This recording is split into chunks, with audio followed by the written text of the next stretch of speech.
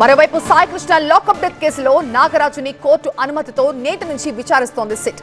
ఇవాళ్టి నుంచి ఈ నెల 10 వరకు నాగరాజుని విచారించేందుకు అనుమతిచ్చింది కోర్టు. ఉదయం 10 నుంచి సాయంత్రం 5 గంటల వరకు విచారించొచ్చని చెప్పింది. విచారణ మొత్తాన్ని వీడియో ఆడియో రికార్డ్ చేయాలని స్పష్టం చేసింది. ప్రస్తుతం రాజమండ్రి సెంట్రల్ జైల్లో రిమాండ్ గా ఉన్నారు నాగరాజు. ఆయన్ని అక్కడే ప్రశ్నిస్తున్నారు అధికారులు.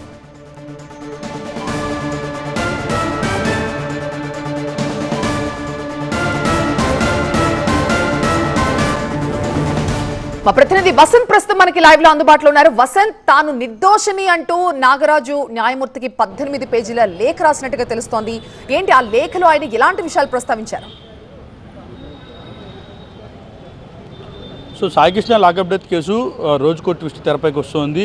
లాకప్ డెత్ కేసులో సిఐ నాగరాజు కీలక నిందితుడిగా ఉన్నాడు. ఆయన A1గా చేరుస్తూ ఇప్పటికే సిట్ అరెస్ట్ చేసింది, రిమాండ్కి తరలించి రాజమండ్రి సెంట్రల్ జైల్లో ప్రస్తుతం ఆయన రిమాండ్ ఖైదీగా ఉన్నాడు. సో ఈ నేపథ్యంలో ఆయన కస్టడీ కోర్టు సిట్ అధికారులు పిటిషన్ దాఖలు చేయడం 8 రోజుల పాటు కస్టడీకి కోర్టు అనుమతి ఇచ్చింది. ఈ నేపథ్యంలో సిఐ నాగరాజు ఈ కోర్టు న్యాయమూర్తికి స్వయంగా 18 పేజీల లేఖ రాయడం ప్రస్తుతం సంచలనంగా మారింది.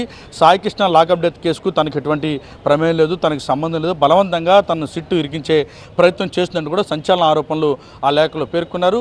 అలాగే కస్టడీకి తీసుకొని విచారణ పేరుతో తన పైన కస్టోడియల్ టార్చర్ చేసే ప్రయత్నం సిట్ చేస్తుంది, దాన్ని నిలువరించాలంటూ కూడా ఆయన ఆ లేఖలో పేర్కొన్నారు. మరోవైపు విచారణ సందర్భంగా కస్టడీకి అనుమతిస్తే కనుక విచారణలో భాగంగా ఆడియో వీడియో రికార్డుతో పాటు తన న్యాయమూర్తుల్ని అనుమతించాలి, ముఖ్యంగా ట్రాన్స్పరెన్సీ గ్లాసుల మధ్య తన విచారణ జరగడంతో పాటుగా తన న్యాయమూర్తులకు అనుమతి ఇచ్చే చూడాలంటూ కూడా ఆయన ఆ లేఖలో పేర్కొన్నారు. సో ప్రస్తుతం సాయి కృష్ణ లాకప్ డెత్ వ్యవహారంలో అత్యంత కీలకంగా మారింది. వీరు ఎవరైతే ఈ సాక్షులకు సంబంధించిన స్టేట్మెంట్స్ కావచ్చు, ఇప్పటికే అరెస్ట్ అయినటువంటి 9 నిందితులకు సంబంధించిన స్టేట్మెంట్ కావచ్చు, అలాగే సిట్టు కూడా సుదీర్ఘంగా విచారించి దాదాపు సిఐ నాగరాజుతో పాటుగా మొత్తం మరొక నలుగురితో కలిపి 5గురిని నిందితులుగా చేర్చింది, వారందరినీ కూడా రిమాండ్కి తరలించింది. ఈ నేపథ్యంలో ఒక్కసారిగా సిఐ నాగరాజు న్యాయమూర్తికి నేరుగా లేఖ రాయడం అనేది ప్రస్తుతం సంచలనంగా మారింది. తనను బలవంతంగా ఇరికించే ప్రయత్నం చేస్తున్నారంటూ ఆ లేఖలో పేర్కొనడం ప్రస్తుతం ఆసక్తికరంగా అయితే మారింది. అయితే ఇటీవల ఆయన కోర్టులో హాజరుపడుతున్నటువంటి క్రమంలో నేరుగా వర్చువల్గా జైలు నుంచే న్యాయమూర్తికి ఈ విషయం పైన ఫిర్యాదు చేశారు. అయితే తాను ఏం చెప్పదలుచుకున్నా కూడా లేఖ ద్వారా ఇవాళ ఇది త్రూ జైలు ద్వారా కోర్టుకు పంపాలని చెప్పడంతో ప్రస్తుతం ఆ లేఖ బయటికి రావడానికి ప్రస్తుతం సంచలనంగా మారింది. అయితే తనకు ఈ కేసుతో ఎటువంటి సంబంధం లేదని కూడా చెప్పుకొచ్చారు.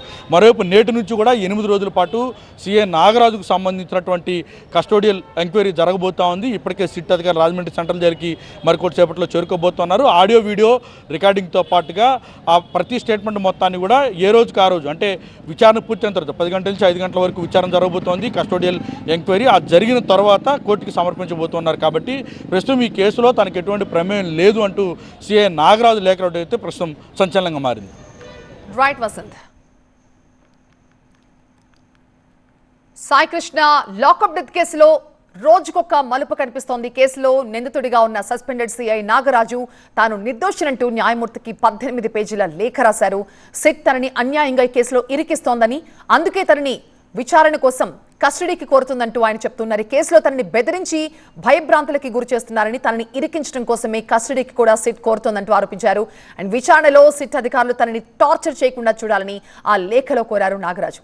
మరోవైపు సాయి కృష్ణ లాకప్ డెత్ కేసులో నాగరాజుని కోర్టు అనుమతితో ఇవాల్టి నుంచి సిట్ విచారించబోతోంది.